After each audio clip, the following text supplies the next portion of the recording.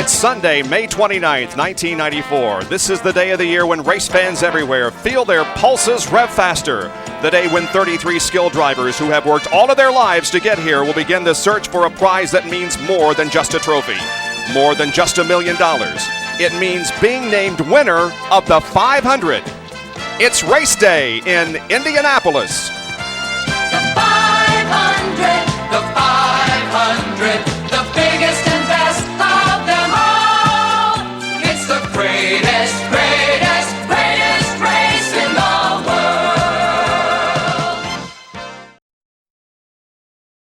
Move control now to the front row. And the voice of Jim Philippi. Ladies and gentlemen, we are at that time of the day for the command that will start the 78th running of this event.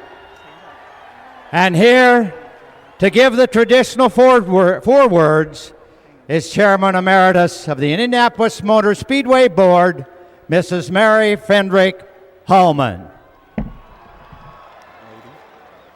Ladies and gentlemen, start your engines.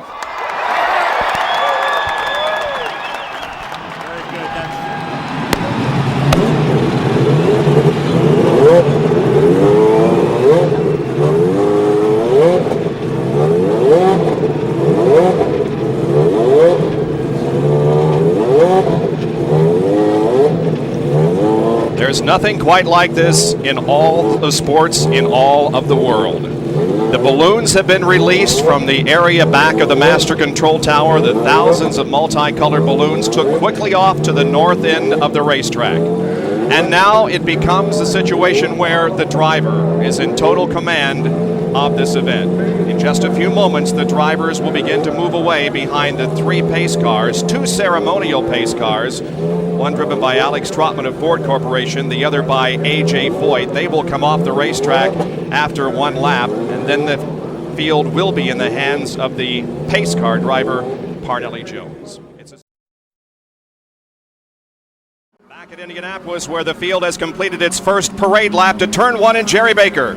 5 former winners in this year's race: Al Unser Jr., Emerson Fittipaldi, Ari Landak, Bobby Rahal, Mario Andretti. They represent over 8,000 laps at the Indianapolis Motor Speedway and earnings of over $14 million. Those are the veterans. Let's check the rookies. Here's Gary Lee.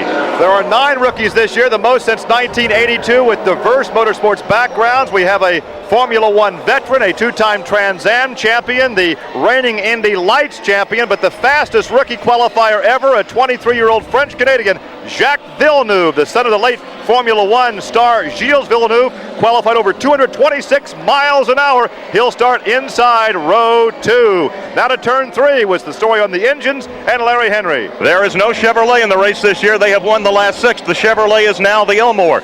Different denominations, the C, the C+, and the D. There are 20 Fords in the field, 3 Mercedes-Benz on board the Penske's, 1 Buick, and a Menard, and we see smoke coming off one of the cars coming down the back straightaway here as they warmed up, I believe, Michael Andretti's car. There was a puff of smoke that just came off there. The 2 Menards are the former Buicks that ran in this race. Let's go over to turn 4 and Bob Lamey. When you look at the chassis in this race, there are 3 of them. The Lola jumps out. 20 cars are Lolas this year.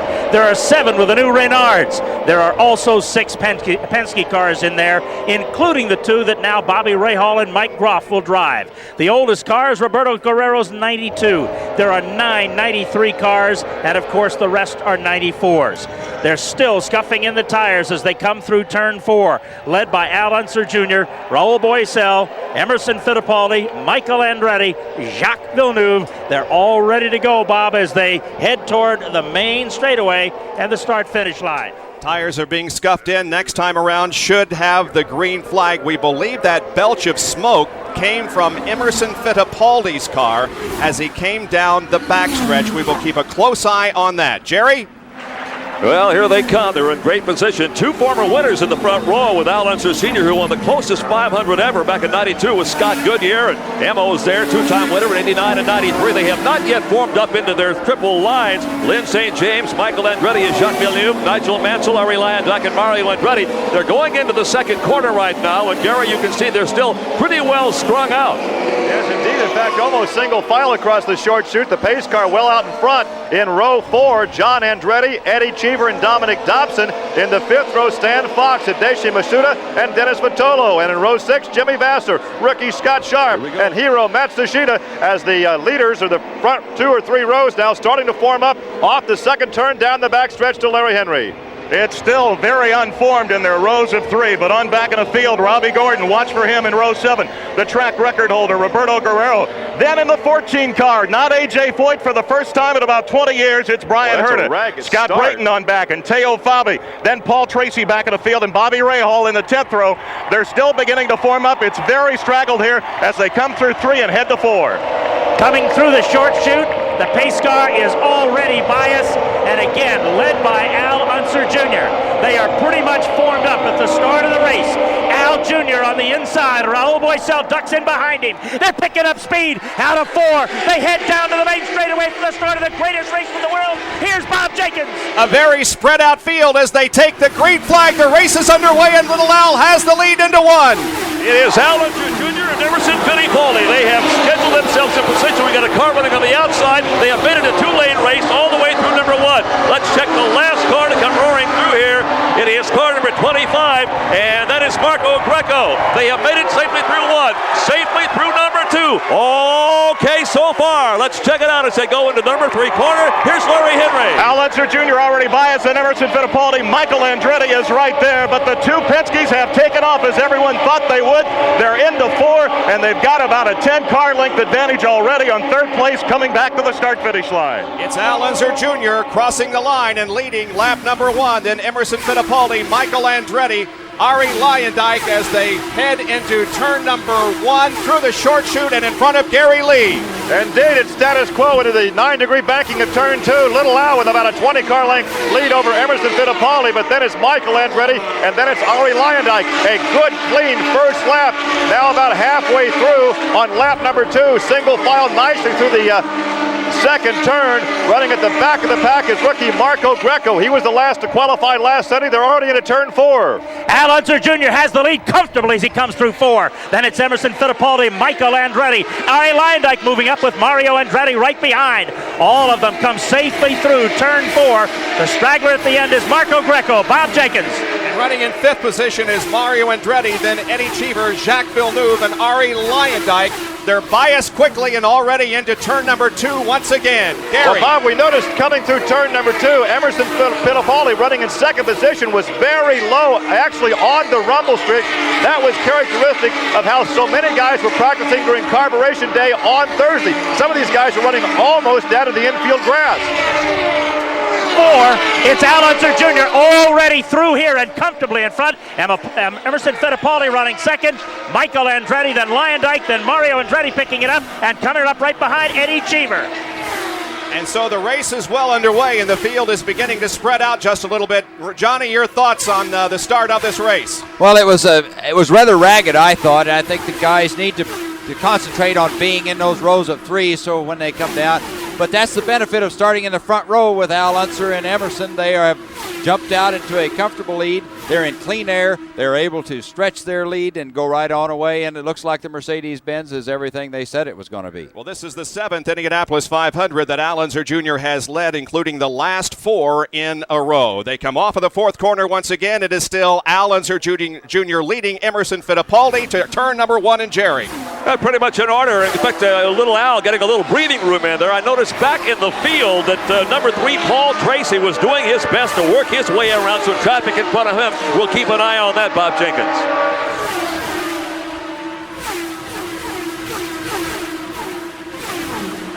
On the backstretch, Unser, then Fittipaldi, then it's Michael Andretti. Michael Andretti apparently content right now to watch those Mercedes run 1-2. So the question is, will the Mercedes run away and hide? That's what they apparently are doing right now.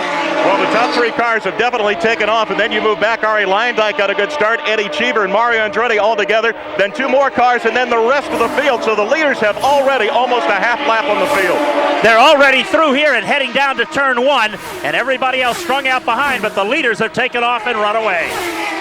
And the driver that we have noticed dropping back, Johnny, is Raul Boisel, who started second, and he is falling back rather quickly. Yes, he obviously has some sort of a problem with that car. Either that or he has decided, I'm just going to sit back here and run my pace, and when the end comes, we'll see where the chips are. And as we watch him down the main straightaway, Bobby Rahal, who started back in the field, is beginning to pick off cars. He's over in front of Gary Lee in turn number 2. Bobby Rahal. Well, of course, Bobby Rahal was a spectator last year, had to actually borrow a car, lease a car from Penske. After he was bumped, he's back in the field, and indeed, he is moving nicely through traffic all the way down the backstretch. He's already in front of Larry Henry in turn 3. Bobby Rahal said this Penske was the best car he had ever driven, and he felt he had a chance to win this, even though it's got the Elmore engine in it, and even though it's a year old. And a spin in turn 4. Spin in turn 4. A driver does a 360 and keeps going. Unbelievable. Coming off corner number 4. A car spun. The yellow light is out. As they come by us, we'll be able to tell who it is. Dennis Vitolo. Dennis Vitolo spun coming off 4. Absolutely incredible. He lost the car, did a 360, gathered it up right in the middle of a crowd of other cars, and it's amazing. Wow. It sure put the people in the 4th turn onto their feet. Bob Lamey, did you see it in 4? Through turn 4 and coming out just in front of us, Dennis Vitolo made the complete 360. How he avoided the rest of the crew, I'm not sure, but he got it going the right way and then headed down the main straightaway. Dennis Vitolo, one of the Dick Simon cars. And it brings out our first caution of the day here on lap number 7. Al Unser Jr. has been the leader all the way so far, and Emerson Fittipaldi is running in 2nd position. We pause 10 seconds for station identification. This is the Indianapolis Motor Speedway Radio Network.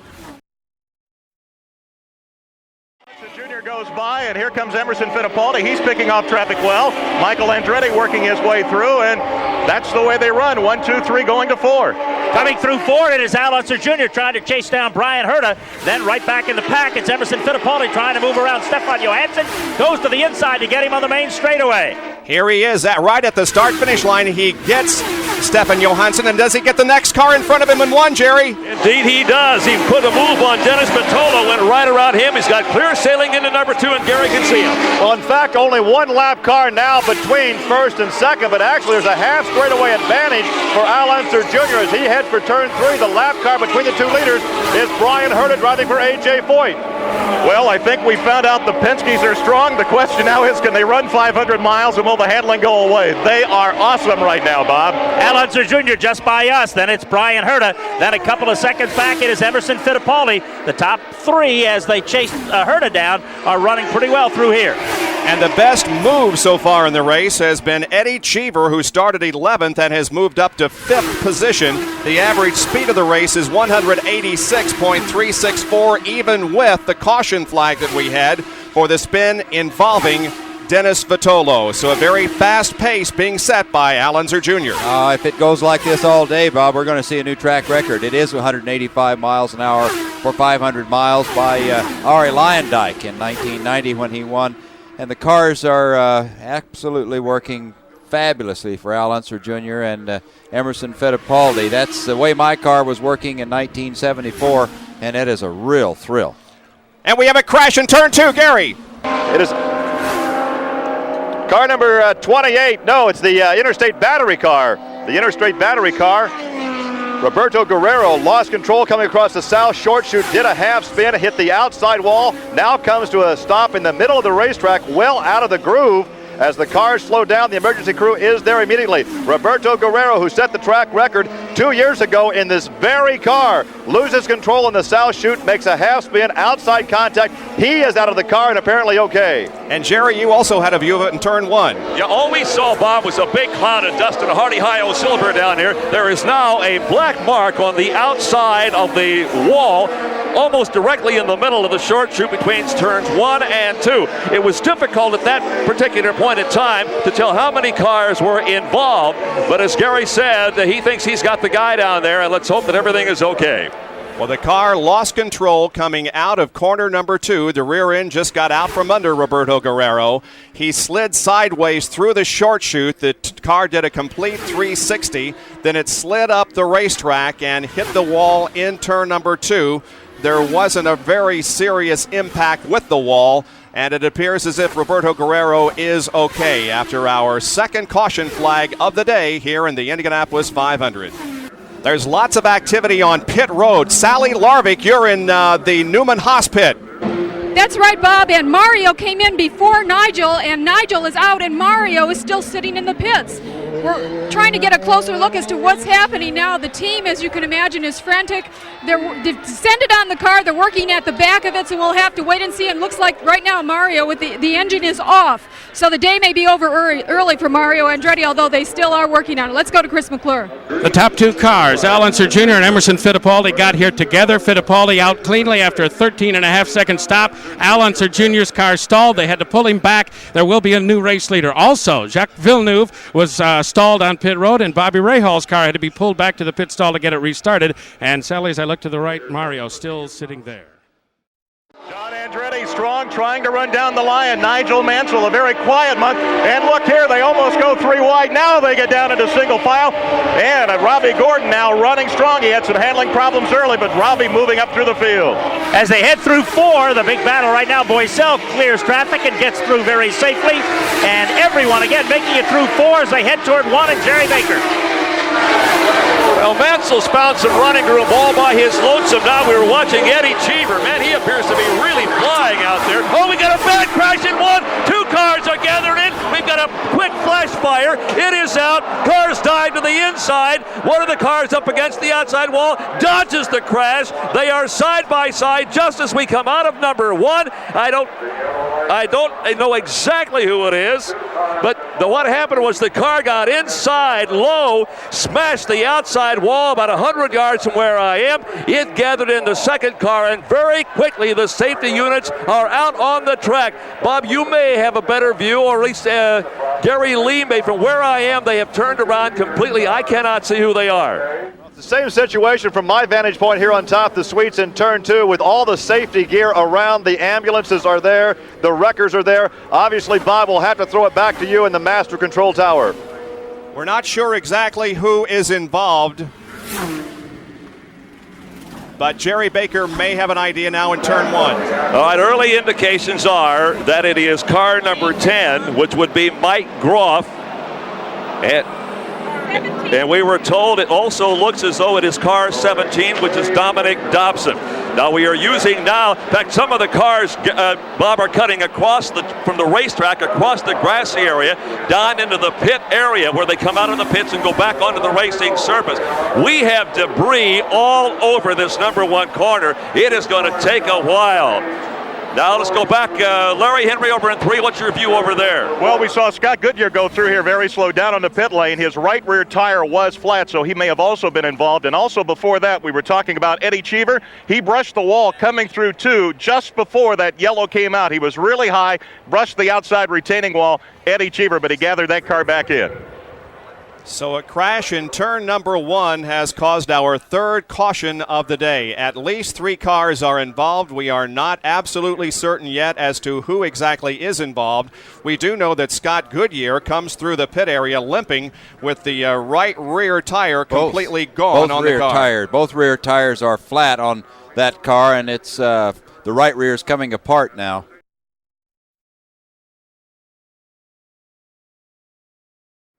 Bob Jenkins back at the Indianapolis Motor Speedway in the 500-mile race, 90 laps old. Both of the Penske cars, Fittipaldi and Al Unser Jr., have made pit stops. Here's Sally Larvik. And it was a 14.9-second pit stop for Emerson Fittipaldi. Only tires and fuel, no adjustments to the car at all. He reports nothing from his radios, and they say that's good because if something were wrong, Emerson would certainly let them know about it. He said he has a bit of a push, but all in all, he's very satisfied with the car. So a good pit stop for Emerson Fittipaldi. Let's go to Chris. Well, Al Unser Jr. just one pit up, had a perfect pit stop, it would seem. The crew gets a lot of satisfaction watching the car on the track, but in 15 seconds they turned it around for Al and got him back out and came back over the wall, slapping themselves on the back, exchanging high fives. Very happy with that one. Their guy is still running hot, and they had just had a great pit stop. And Johnny, as a matter of fact, both of those cars were able to pit and maintain the lead as, we have a yellow in 1. We've got a crash in between turns number 1 and 2. Somebody came out of the groove, went right up against the outside wall. There is debris in the middle of the track, and the car has gotten down into the grassy area. Gary Lee and 2, can you see it better than I can?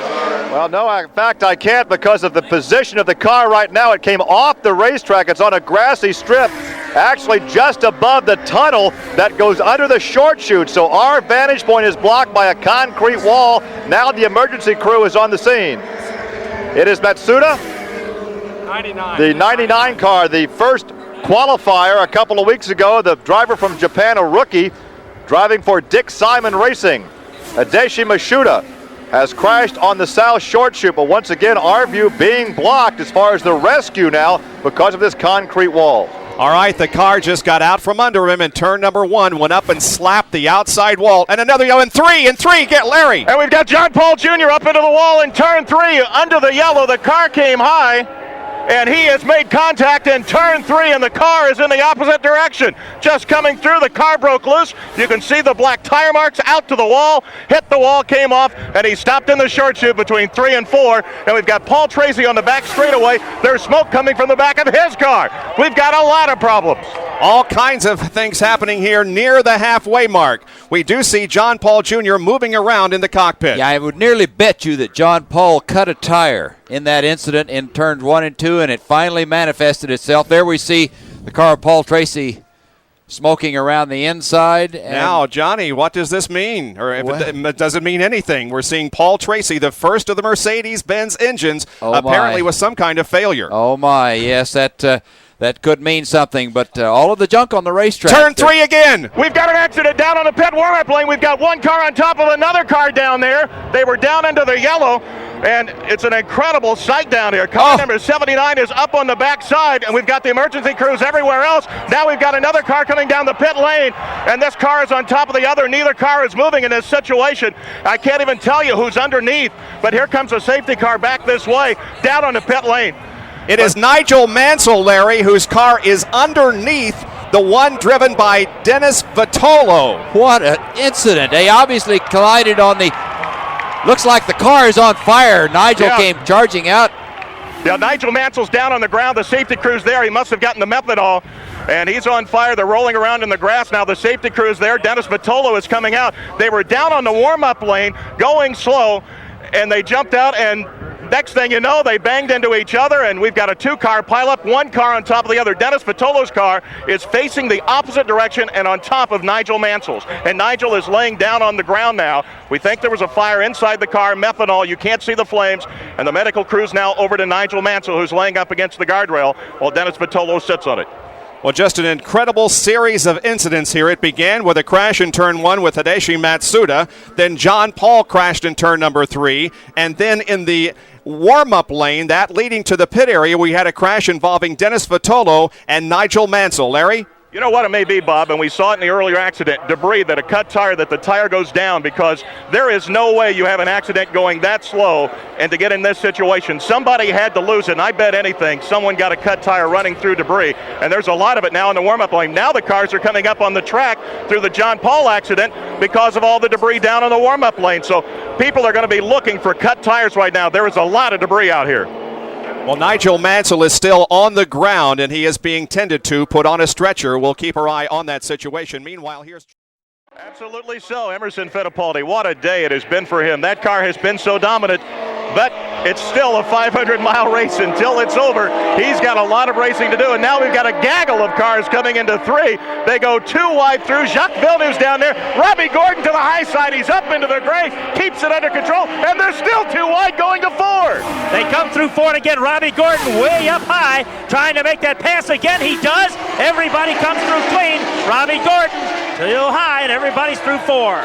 Here they come down the straightaway, and oh my goodness, we have 7, 8, 10 cars in a pack headed for 1 Jerry. Well, you talk about the crowd getting on their feet. They do. So far, so good. They are nose to tail, a little bit of room. There's about an 8-car pack in front of Gary Lee right now. Yeah, and in that pack, 2nd place and 3rd place. Little Al has gotten around Jacques Villeneuve. He's back up to 2nd, and now 2 cars separate 2nd and 3rd. Mr. Excitement is that youngster, that 2nd-generation driver. We're impressed with Jacques Villeneuve, but right now he's dropped to 3rd. And there's Al Unser Jr. and then Bobby Rahal. Jacques Villeneuve goes on the outside. He goes high. You can't go too wide in the turns. They're doing it today. They sure are coming through 4. Now they go single file. Maybe they got a little scared last time. Who knows? But going through 4 this time, everybody's single. They come toward the main straightaway and Bob Jenkins. That was just a breathtaking moment. Bobby Rahal trying to make a move in 1, Jerry, did he? He did not. He had to back off a little bit because he had a little traffic in front of him in the form of Brian Herta. He may try it again at 2, though, as he gets sets up over there. Well, actually, he's lost about 10 car lengths on that attempted pass, so he tucks in behind Herta, and if he looks in his rearview mirror, he'll see Villeneuve right behind him. And when you look to the outside, boy, you've got some guys moving. Robbie Gordon is just driving everywhere on this track. He is high, he is low, but he's getting the job done and having a solid race as they go to 4. As they come through 4 again, it's pretty much single file, although slowing just a bit. Stefan Johansson being passed. Stefan is okay. He'll stay out of the track, and everybody through 4 one more time.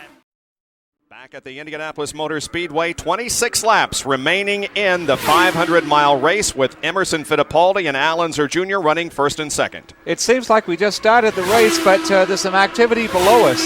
A lot of cameras are moving into the horseshoe area and preparations for Victory Circle, which is taking on a new look this year.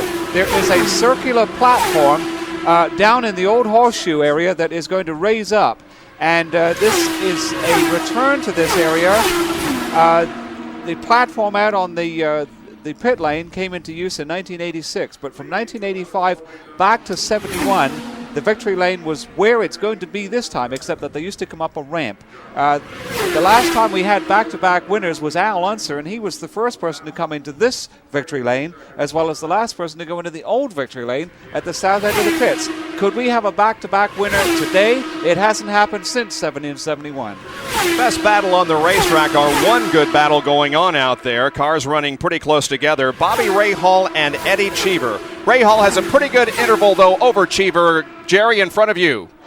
Cheever made a move at the car in front of him, car 11, Teo Bobby. He's the guy in between them right now, and it looks to me like Cheever is one of those guys who's raced really hard today, Bob, and he pedals forward 3 steps and goes back 2. It's been a tough day for Eddie Cheever, especially after that stop-and-go penalty early on. And they should be near Larry Henry in turn 3. Yeah, Bobby Rahal's really lengthened it out. In fact, a couple of laps ago, Eddie Cheever was on his rear wing. Right now, there are 2 cars in between, and that car doesn't sound totally right as it goes by, and Cheever is really falling off the pace now.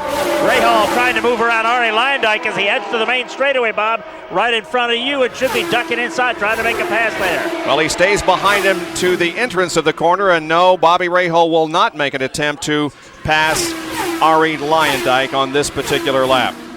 So it's still a 36-second separation between first and second. Emerson Fittipaldi. Only 5 men have won the Indianapolis 500 3 times. Of course, we have had 3 four-time winners.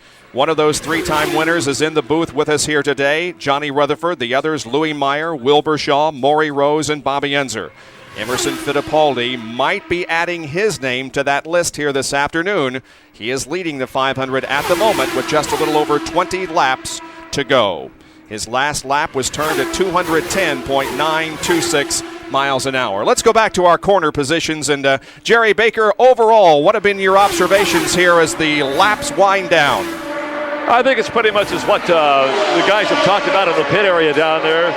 It's just one of those situations where it's almost like a Christmas exchange. Al Unser says, I'll take it for a while, then gives it away to Emo, and then they return the favor, and occasionally Mr. Villeneuve gets in the middle and becomes a part of that threesome. But that's what I've seen today. It looks to me like their race to win or lose. Gary, your thoughts over in 2? Well, the Penske drivers certainly have had the spotlight from the opening green. However, there have been 3 drivers that have impressed me with some very gutsy outside passes. John Andretti, when he was running the top 5, tried to pass some guys, successfully did so on the high side. That's not an easy way to do it. Jacques Villeneuve has used racetrack that I have not seen used before. He's using some very unusual grooves, down almost to the grass, almost collecting the wall coming off the second corner. And also, Robbie Gordon has been Mr. Excitement. He has been all over this racetrack, and again throughout practice and throughout the race today, he's using a lot of racetrack that normally does not get used. Larry Henry in turn 3. Well, as The leader, Emerson Fittipaldi, is closing in on his teammate Al Unser Jr. to put him a lap down. He will have a lap on the entire field. Let's talk about the Penske's. We've talked about the Mercedes engine. They've been dominant all season long. At Phoenix, they finished 1-2 with Emerson Fittipaldi and Al Unser Jr. At Long Beach, they dominated qualifying. And if they had not had problems, they probably would have finished 1-2 there with Al Unser Jr. winning that. That was with the Ilmor engine. Now they switch engines. They're just as good. Maybe it's the car, not the engine. Bob Lamy. Well, I'll tell you what, he got it done. Emerson Fittipaldi has passed Al Unser Jr. He's lapped the entire field. Here in turn 4 today, and you knock on wood, other than the spin early by Vitolo, it has been very clean, but I agree with Gary Lee. Jacques Villeneuve has been down very, very low coming through 4, and Robbie Gordon a couple of times has made exceedingly good passes in turn 4, passing a couple of cars, going high to the outside to do it, and then wending his way back through traffic and back into the race. Villeneuve right now down below us. He is going around Lynn St. James, but again, very, very low. And now Al Unser Jr. is trying to put some heat on Emo as they come to you, Bob Jenkins. Down the main straightaway, indeed. But Emerson Fittipaldi has just lapped his teammate, and so he is a lap ahead of everyone else. Emerson Fittipaldi looking good here in the closing stages. Last year, we set a new record with 12 different leaders, only 3 different leaders to this point this year. The only other races with fewer leaders, 1930 and 1965. Here is the rundown from Howdy Bell. At 180 laps or 450 miles, the average speed 167.289. 167.289, and here are your standings. At 180 laps, first position 2, Fittipaldi. Second, 31, Al Unser Jr. They were at that point on the same lap. 1 lap down, third position, 12, Villeneuve. 2 laps down in fourth spot, number 9, Gordon. Fifth, number 8, Michael Andretti. 6th, 4, Rahal. 7th, 18, Vassar. 3 laps down in 8th position, 11, Fabi. 9th, 91, Fox. At 10th spot, number 27, Cheever, 4 laps down. Also 4 laps down, 11, 14, Brian Hurd. At 12th, 33, Andretti. That's John Andretti. He's 5 laps down. 13th, 88, Gugelman, 5 laps down. 14th, 28, Ari Lyondike, 6 laps down. 15th, 19, Till. 16th, 22, Matsushita, 8 laps down. 17th, 16, Johansson, 9 laps behind. 18th, 71, Sharp, 14 down. And 19th, 90, Lynn St. James, she is 30 laps behind. The rest of the cars are out.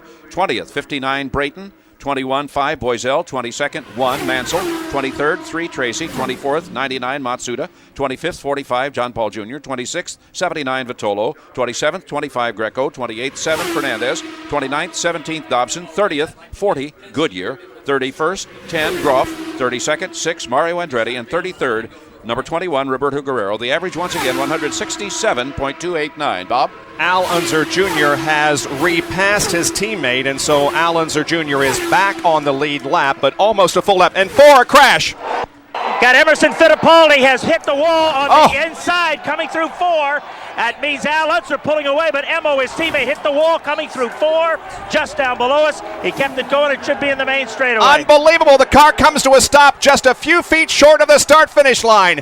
Emo raises his hands as if to say, I can't believe what has happened. We are 16 laps away from the finish of the 500, and Emerson Fittipaldi is sitting here with the car stalled in the middle of the racetrack without a rear wing. His rear wing is laying up in turn 4 at the near the entrance to the pits, and it is incredible. I just happened to turn and look through the window when I saw the flash and when he made contact with the wall. No reason why unless something happened. It just, broke on the car and who knows what. But what a terrible thing for Emerson to run all day and then have something like this happen. Now that sets up a dash to the finish. We have Al Unser Jr. now at the front of the field, and he is a lap ahead of everyone else. Bob Lamy, let's go to 4 and have a recap of the incident. Again, just the 2 Penske cars coming through 4. And all right, let's go to Gary Lee. Gary Lee? It looks like Ari Lyondike's about to lose that Ilmor power plant, car number 28. A lot of blue-gray smoke coming out, belching out the back of that car, and he heads slowly down the backstretch.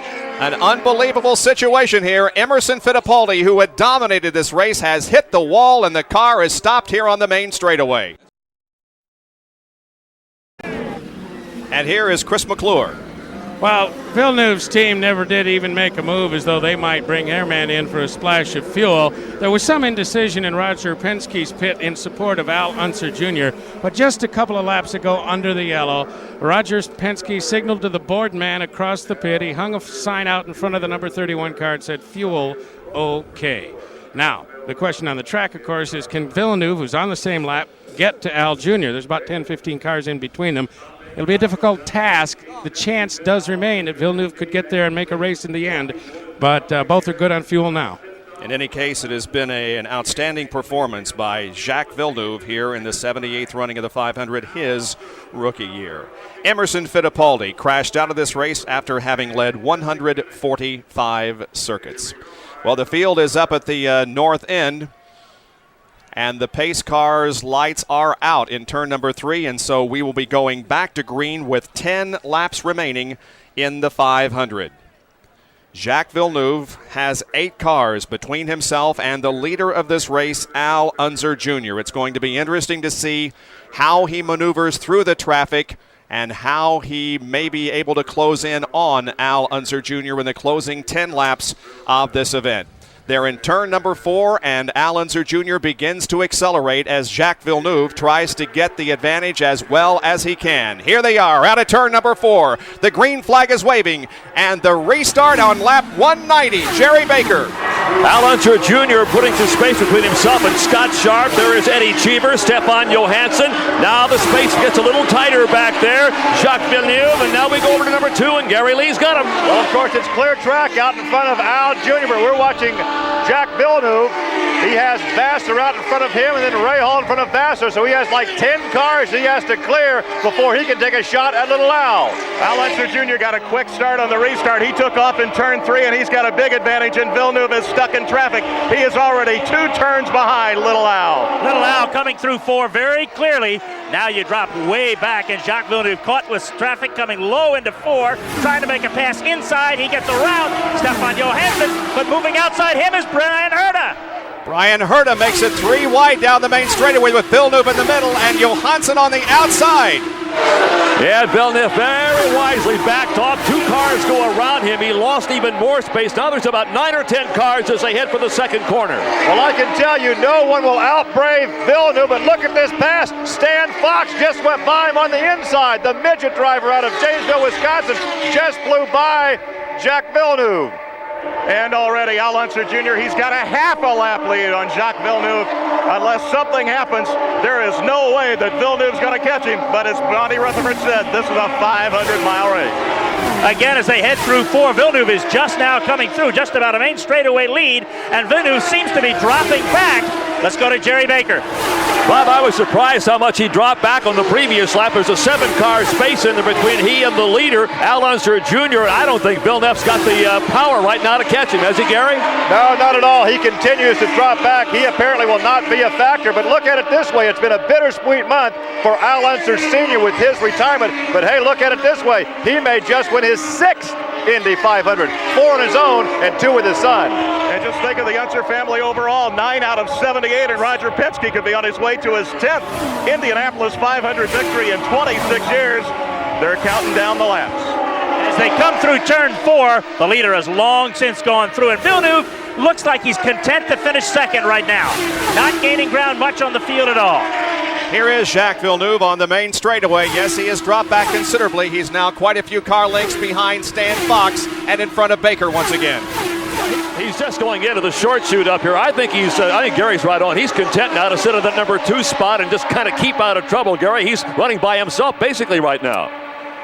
Green Forsythe team was so successful here in 1983 with a rookie named Teo Fabi. They put him on the pole. He led the first 24 laps, and Barry Green on the radio has probably said, hey, let's take second place. Just take it easy and bring it home. Jacques Villeneuve very smoothly through 3, but it's Al Unser Jr.'s race in the crowd. Ever since Emerson Fittipaldi went out with the accident in 4, they have been waving and they have been cheering. Al Unser Jr., who is on the back straightaway now, no one in front of him, clear track. That car just has to hold together the rest of the way. Not that many laps to go, and Al Jr. coming through the short chute and heading for us in turn 4. Very clean, Al Jr. The crowd waves, the crowd cheers. Back to Bob Jenkins as he heads to the main straightaway. Let's check with Chris McClure on the possible problem involving Jacques Villeneuve. I don't think there was. I talked to Barry Green. He said, he's just in a lot of traffic. He got caught up in that. It's out of reach, really. They're settling for second. They're very content. It's not totally echoing what Gary said over there because they didn't tell him to settle for second. As a practical matter, that's what they're getting. But believe me, on the pit stand, the people in support of this man and this crew are already hugging each other. Second is not bad. Johnny Rutherford, Jacques Villeneuve with an excellent qualifying performance. There were those who were saying, I'm a little concerned that Jacques Villeneuve is starting in 4th position on the inside of the second row. He's a rookie. He's never run here. He never has experienced what it's like to start the 500. A very impressive performance for that young man. Yes, it is, and he is an exceptional talent. He took to this place right away. He has a tremendous crew in Barry Green and all of the Forsyth crew. They have a lot of experience. They won the pit stop competition here, so they have come in and shown that they're ready to run, qualifying well, now running in second in the race. We pause 10 seconds for station identification. This is the Indianapolis Motor Speedway Radio Network.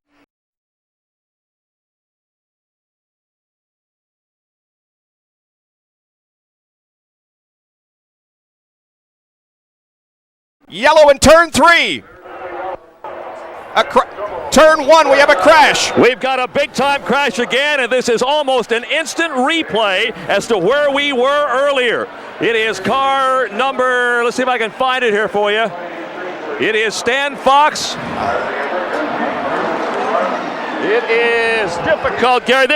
Bob, this is so similar. The cars have come in here completely under control and just drive up against the wall. It is difficult for us to see. Again, they have stopped between 1 and 2, and I think they're out of the line of sight of Gary Lee also over there. Early indications were that it was Stan, but let's hang on for a second. It is Stan Fox. Yeah. We can confirm it. Okay, Stan Fox. Gary, they come into this area right in front of me here, and for whatever reason, the car just breaks free.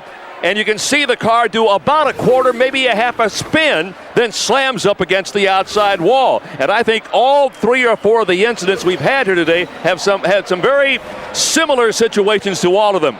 They are now out working feverishly on Stan and trying to get him out of that automobile. Hopefully he will be okay. And as the laps run down, we may have to finish this thing under the yellow flag and the yellow light now. We could very easily finish this race under caution. In fact, it indeed appears that is the way it will be. They have the helmet off of Stan Fox. He remains in the car, and it would certainly seem that it will take more than just a little over 2 laps to get this incident cleared up. And so it appears as if the 78th running of the 500 will end under caution, and it appears as if Al Unser Jr. has his second victory. Finishing under caution, Donald Davidson. Bob, that's something that we never want to see, and we didn't until 1988 when Michael Andretti had an engine cover come off and land on the middle of the track, or part, not the engine cover, but I guess it was the side pod. The left side pod flipped off, I believe, and it ended up that they had to finish under the yellow with Rick Mears winning and Emerson Fittipaldi second. It happened the next year, and that's when Emerson Fittipaldi and Al Unser Jr. a lap and about, less than a lap and a half from the finish, tangled in turn 3, and little Al went to the wall, and they came around to finish with the yellow and the checker, with Emerson Fittipaldi winning. If in fact we go ahead and finish that way, I'm just thinking some of the historical things. I'm trying to tie in some positives to this, and that is that it appears that Al Unser Jr. now is going to be the first person to enter this new victory circle that we have at the bottom of us. And it was 23 years ago that his father came into this very same area when it appeared differently, as well as the fact that it was his father who was the last person, as we said earlier, to go into the old victory lane at the bottom. Al Unser Sr. was almost the first person to go onto the platform when it was out on the pit lane there. Bobby Rahal did that in 1986. And Al Unser, as a surprise upset winner in 1987, was the second person to go onto that platform. I don't know if any of that means any sense or not. It is interesting, that is for sure. I believe that we are going to end this race under caution. They are about a quarter of a lap now away from the white flag, and there is no indication whatsoever from the pace car that the race will go back to a green condition. We'll keep our eye closely on it, but it appears as if this time around Al Unser Jr. will get the white flag. One more lap to go, and it will be under caution. One more thing about Al Unser Jr., just a phenomenal record since 1986. Let's go to 1988 when he had a half-shaft break. He thought he was out of the race. They got him back in, and he was running at the end with 180 laps. That's the fewest number of laps that he's done since 1986. He was 10th as a rookie in 83, and since 86 he's finished 5th, 4th, the 13th that we mentioned, the 2nd in 89, 4th in 90 and 91, 1st in 92, and 8th a year ago. And here is the white flag for Al Unser Jr. He begins his final circuit around the racetrack. He was involved in our call of the closest finish in history a couple of years ago. This one is going to be much less dramatic, Jerry. Yeah, he is actually looks like he's kind of warming the tires up. He's just kind of wiggling around. He's about 100 yards or so behind the pace car. He goes into the number one corner, very smooth, just above that white line. Boy, this has got to be a tremendous 2.5-mile ride to know that it is yours and they cannot take it away from you. Gary, he is coming in front of those high-price suites in the second corner over there. Can you get any reading on his expression? Well, obviously not through a full-face helmet, but the reception right now is the one normally reserved for the next lap. But all the fans over here were on their feet cheering for little Al when they heard about his teammates' altercation with the wall over there along the front straightaway.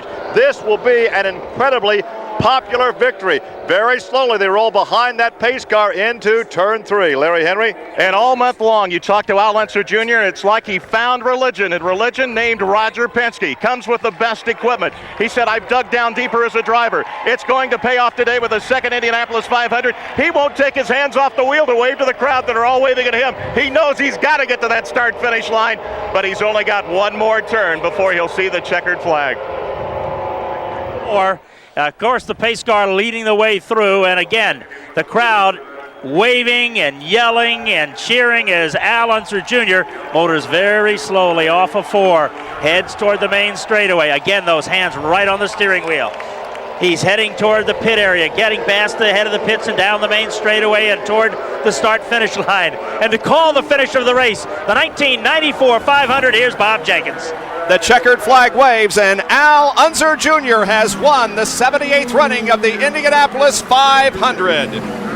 Al Unser Jr. becomes a 2-time winner of the Speed Classic on Memorial Day weekend in Indianapolis, Indiana.